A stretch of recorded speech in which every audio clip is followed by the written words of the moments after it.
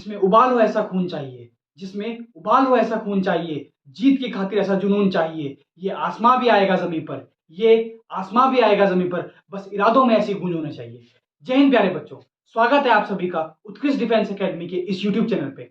और आज हम आपके लिए लेकर के आए हैं laws of chemical combination and gas laws के वो इंपॉर्टेंट एमसीक्यूज जिनका एनडीए 2023 की एग्जाम में आने की पॉसिबिलिटी 101% है। तो चलिए शुरू करते हैं आज के इस सेशन को फुल उत्साह, फुल एनर्जी और फुल जोश के साथ। तो आज का हमारा जो टॉपिक है वो है laws of chemical composition and gas laws. ये जो टॉपिक है ये मैं कल का जो टॉपिक था उसको कंटिन्यू कर रहा हूं और आज के इन एमसीक्यूज के साथ हमारा ये टॉपिक कंप्लीट हो जाएगा। तो चलिए शुरू करते हैं इसको।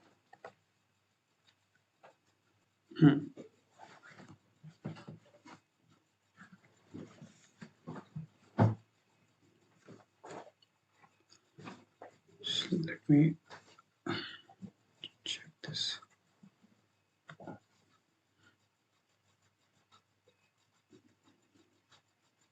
Let me take the pen. Okay. Yes, all set. Law of combining volumes was given bye. तो जो लॉ था कंबाइनिंग वॉल्यूम्स का वो किसने दिया था? डाल्टन ने, स्वेट ने, गे लुसैक ने या आइंस्टीन ने? तो लॉ ऑफ कंबाइनिंग वॉल्यूम्स बच्चों ध्यान रखिएगा आप लोग, law of combining volume was given by gay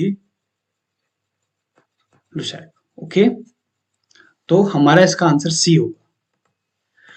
equal volumes of all gases under same temperature and pressure contain equal number of moles according to, यानी equal volumes of all gases, यानी कि equal volume होंगे all gases के किस पे? यानी कि मैं बता दे रहा हूं आपको, सेम टेम्परेचर एंड प्रेशर, यानी कि अगर टेम्परेचर और प्रेशर को मैं कांस्टेंट रख लूं, ठीक है, और equal volume of all gases, in case मैं ले रहा हूं 50 ml एक गैस ले रहा हूं, 50 ml ही मैं दूसरी गैस ले ली मैंने, ठीक है, ये हमारी गैस ए है और ये हमारी गैस बी है, ठीक है। तो in case it contains Na number of moles and it contains Nb number of moles, तो वो बोल रहा है contain equal number of moles, यानी कि Na इक्वल टू Nb। तो ये किस लॉ के तहत होगा? According to which law? This is according to Avogadro's law. तो अवोगाद्रो का जो लॉ है वो ये कहता है कि सेम टेम्परेचर और सेम प्रेशर पे दो गैसेस, ठीक है, जिनको सेम टेम्परेचर और सेम प्रेशर पे रखा गया है, उन दो गैसेस का जो वॉल्यूम्स होता है, इक्वल वॉल्यूम्स, 10 ml एक, 10 ml एक, या 50 ml एक, 50 ml एक, उन दोनों में नंबर ऑफ मोल्स भी सिमिलर होंगे, ठीक है। तो ये अवोगाद्रोस लॉ के तहत ये बात सही बैठेगी। The third question is, according to which one of the following laws it is indicated that when two और more gases react with one another their volume bear a simple ratio? According to which one of the following laws it is indicated that when two or more gases, जब दो या दो से ज्यादा gases react करेंगी एक दूसरे के साथ, their volume bear a simple ratio। देखिए गैस की बात हो रही है पहली बात, और वॉल्यूम की बात हो रही है, वॉल्यूम,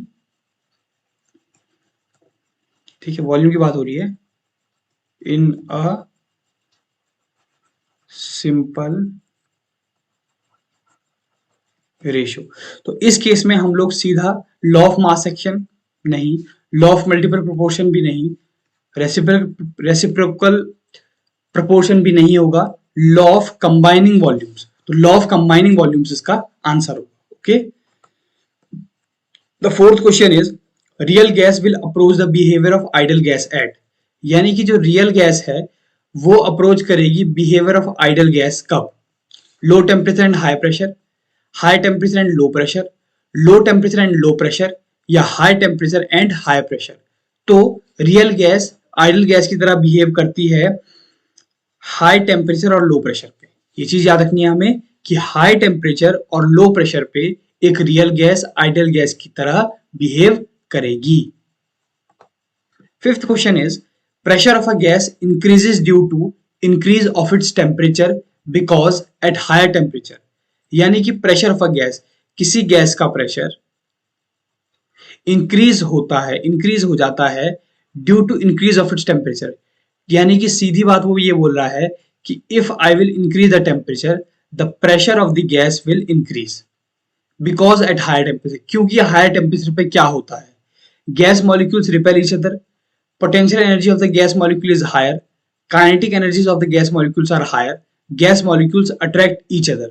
तो इसका आंसर जो होगा वो होगा kinetic energies of the gas molecules are higher, क्योंकि गैस की kinetic energies, यानी कि हम गैस की किसी भी चीज की kinetic energy कैसे शो करते हैं, तो गैस की kinetic energies जो होती है, kinetic energy का फॉर्मूला होता है ना, गैस की जो काइनेटिक एनर्जी होती है वो ज्यादा बढ़ जाने के कारण से उसका प्रेशर भी इंक्रीज हो जाता है। Sixth question, a pressure cooker works on the principle of, ये कौन से प्रिंसिपल पे वर्क करता है, elevation of boiling point of water by the application of pressure, पहला making the food grain softer by the application of pressure, making the food grain softer by the application of pressure and temperature, keeping the food grains inside steam for a longer time. नहीं, किस principal की बात कर रहा है, तो ये इस प्रिंसिपल की बात कर रहा है कि elevation of boiling point of water by the application of pressure, यानी कि वाटर के बॉइलिंग पॉइंट में इंक्रीमेंट होना, बढ़ जाना, उसका एलिवेशन यानी कि बढ़ जाना एप्लीकेशन ऑफ प्रेशर, यानी कि हम जब भी प्रेशर बढ़ाएंगे, whenever we will increase the pressure the boiling point of any substance will increase। Pressure बढ़ाने पर किसी भी सब्सटेंस का, किसी सॉल्वेंट का या किसी भी लिक्विड का जो बॉइलिंग पॉइंट होगा वो इंक्रीज कर जाएगा। ठीक है, हमने पढ़ा था ना एलिवेशन इन बॉइलिंग पॉइंट, तो उसका ये application. Seventh question is ideal gas equation is the combination of, क्या बोला है, आइडियल गैस इक्वेशन किसका कॉम्बिनेशन है, बॉयल्स लॉ का, चार्ल्स लॉ का, एवोगाड्रोस लॉ का, या Dalton's law of partial pressure का। तो ये जो होगा बॉयल्स लॉ, चार्ल्स लॉ और एवोगाड्रोस लॉ, इन सब का क्या है, एक कॉम्बिनेशन है, तो इसलिए हम लोग जाएंगे ऑप्शन नंबर बी के साथ जो तीन ऑप्शनों को इंक्लूड कर रहा है। ओके, तो हम लोग इन चीजों को ध्यान रखेंगे। Eighth question is with regard to the gases state of matter which of the following statements are correct, gaseous state of matter के regarding which of the following statements are correct, इनमें से कौन से स्टेटमेंट जो है सही हैं, complete order of molecules, complete disorder of molecules, random motion of molecules, या डी बोथ बी एंड सी। यानी कि देखो गैसियस स्टेट ऑफ मैटर की बात कर रहा है, हम जानते हैं अगर मैं एक कंटेनर की बात करूं, वो बंद कंटेनर, तो इसमें गैस के मॉलिक्यूल कुछ इस तरीके से होंगे, हम लोग जानते हैं काफी दूर दूर होंगे, और इनमें जो इंटरमॉलिक्यूलर फोर्स ऑफ अट्रैक्शन होगा वो भी बहुत ही कम होता है in comparison of solid and liquid. तो जितना ज्यादा स्पेस होगा उतना ज्यादा ये मूवमेंट आसानी से कर पाएंगे। तो complete disorder of molecules, order नहीं होता है इनका, कंप्लीट डिसऑर्डर ऑफ मॉलिक्यूल्स, और रैंडम मोशन करेंगे मॉलिक्यूल एक फिक्स्ड मोशन नहीं करेंगे कि एक ही डायरेक्शन में जाएंगे, यूनिडायरेक्शन जाएंगे, नहीं, मॉलिक्यूल्स कभी जो है मैं बता देता हूँ, कभी ये वाला मॉलिक्यूल इधर भागेगा, कभी ये वाला इधर भागेगा, यानी कि रैंडम मोशन करेंगे। क्या करेंगे, रैंडम मोशन। ओके, और इसीलिए इसका आंसर क्या बैठेगा, option number D, both B and C. It means whenever we talk about the gases state of matter, complete disorder of molecules will happen and random motion of molecules will happen. Ninth question is the ratio between the different weights of oxygen in different compounds which combine with the same weight of nitrogen 14 parts is 8:16:24:32:40 or 1:2:3:4:5. This is simple whole number which supports the law of। देखिए सबसे पहली बात क्या है, हम question को फिर से पढ़ेंगे कि नाइट्रोजन का सेम वेट है, नाइट्रोजन के 14 पार्ट्स बोलूं या 14 ग्राम्स बोलूं, इस नाइट्रोजन के 14 ग्राम से हमारे पास different weight of oxygen are reacting. इधर ऑक्सीजन का जो है 8, इसका जो है इधर एटॉमिक जो मास है इसका 8 है यहाँ पे ऑक्सीजन की 2 मॉलिक्यूल्स होंगे तो 16 हो जाएगा, है ना। यहाँ पे एटॉमिक नंबर 8 है तो एटॉमिक मास 16 हो जाएगा, इधर 32 हो जाएगा, इधर ऐसे ही बढ़ के जो है कितना हो जाएगा 48 हो जाएगा। तो इस तरीके से जब मास ऑक्सीजन के जो है डिफरेंट मास कंबाइन करेंगे नाइट्रोजन के फिक्स्ड मास से, ये हमने पढ़ा था कि जब किसी एक एलिमेंट के डिफरेंट मास किसी दूसरे एलिमेंट के फिक्स्ड मास से रिएक्ट करते हैं तो तब वहां पे कौन सा लॉ लगता है, law of multiple proportion, law of multiple proportion. Okay, 10th question is, consider the following statements. The ideal gas consists of a large number of small particles called molecules. यानी कि ये कह रहा है कि आइडियल गैस में होते हैं large number of small particle, छोटे छोटे पार्टिकल्स बहुत ज्यादा नंबर में होते हैं जिनको हम मॉलिक्यूल कहते हैं। दूसरा, under the same conditions of temperature and pressure equal volumes of gases contain the same number of molecules. यानी कि इक्वल वॉल्यूम्स ऑफ गैसेस, यानी कि वही वाली बात है कि अगर इनकेस 10 ml मेरे पास एक गैस है, 10 ml मेरे पास दूसरी गैस है, तो इसमें भी उतने ही नंबर ऑफ मोल्स होंगे जितने इसमें होंगे, ये कह रहा है।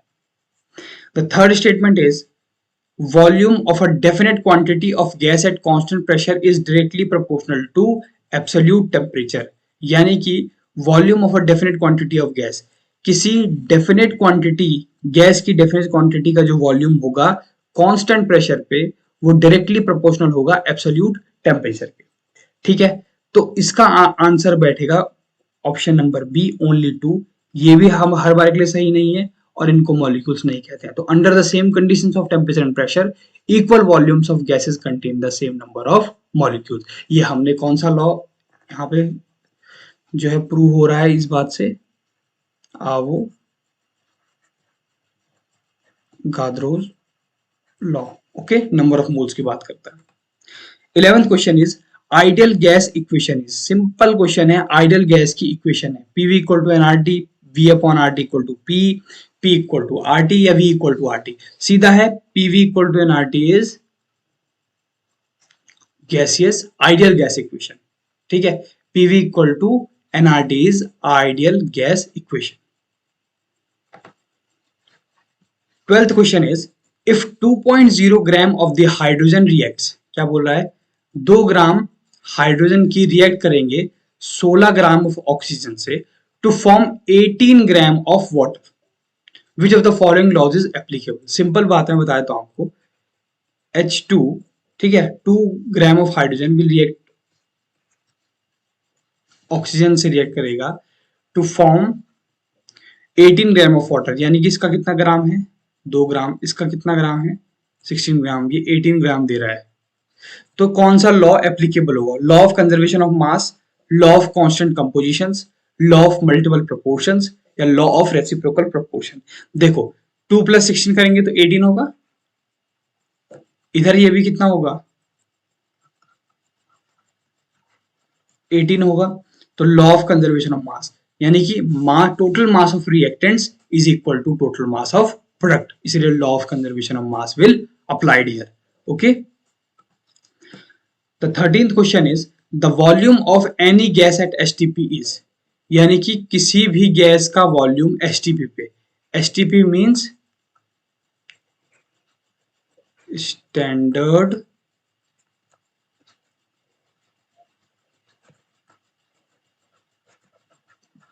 Temperature and pressure. ठीक है, तो volume of any gas at STP is, किसी भी गैस का वॉल्यूम एसटीपी पे कितना होता है, इसका ऑप्शन सीधा ऑप्शन नंबर डी होगा 22.4 लीटर। याद रखना कितना होता है 22.4 litres. 14th question is, the law of multiple proportions, क्या बोल रहा है, law of multiple proportions is not illustrated by which pair compounds.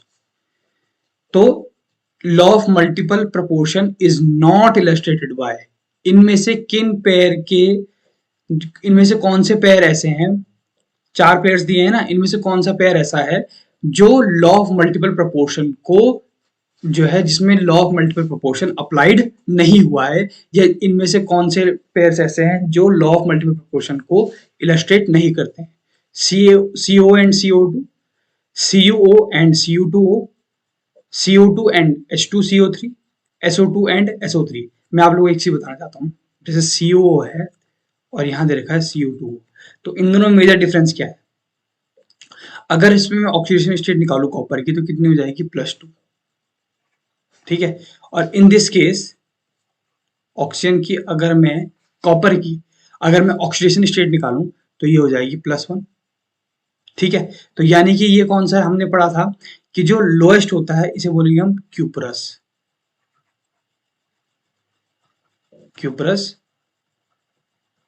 Oxide, और CO क्या होगा?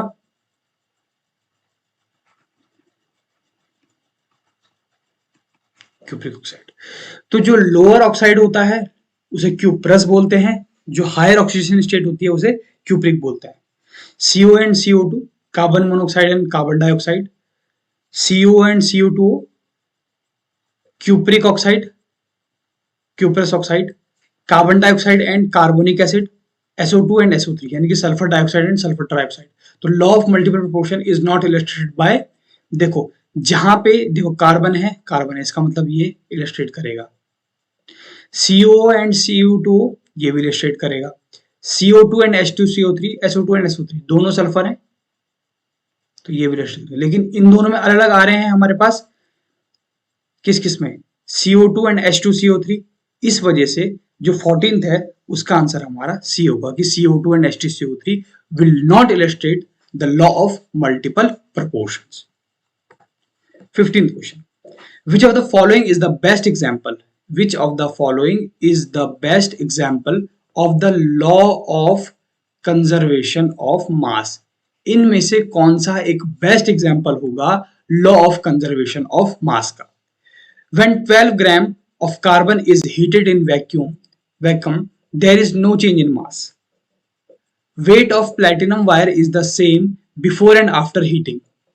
Sample of air increases in volume when heated at constant pressure, but mass remains unchanged. या 12 gram of carbon combines with 32 gram of oxygen to give 44 gram of carbon dioxide. तो इसका जो answer होगा law of conservation of मास का वो होगा option number D. इसको मैं समझा देता हूं कैसे। 12 gram of carbon combined with 32 gram of oxygen, carbon plus oxygen will give us carbon dioxide. क्या बोला है? 12 ग्राम कार्बन है, 32 ग्राम क्या है मेरे पास? ऑक्सीजन है। ये कितना हो जाएगा? 2 और 2 4, 1 और 3 4, 44 ग्राम कार्बन डाइऑक्साइड। ओके, तो हम क्या देख पा रहे हैं यहाँ पे? Total mass of reactant is equal to total mass of products, hence law of conservation of mass will be applied. तो इन्हीं 15 क्वेश्चंस के साथ हमारी ये जो वीडियो है law of chemical combination and gas laws complete होती है। और अगर आप लोगों को क्या करना है कि आप लोगों को ये जो क्वेश्चंस हम लोग करवा रहे हैं इन क्वेश्चंस को रिवाइज करना है और इनको सही से देखना है। इन क्वेश्चन देखो, मैंने बताया था ना आपको पहले कि ये जो क्वेश्चंस हैं इस चैप्टर से 1 या 2 क्वेश्चन आते हैं। अगर आप इन क्वेश्चंस को भी सही से रिवाइज कर लेंगे तो यहां से आपका क्वेश्चन आराम से एनडीए में जो है सॉल्व हो जाएगा। इसीलिए इन क्वेश्चंस को बार बार रिवाइज करते रहिएगा ताकि आप लोगों को सहूलियत हो। ठीक है बच्चों, तो आज की इस वीडियो के साथ जो है ये मेरा जो चैप्टर है वो कंप्लीट होता है।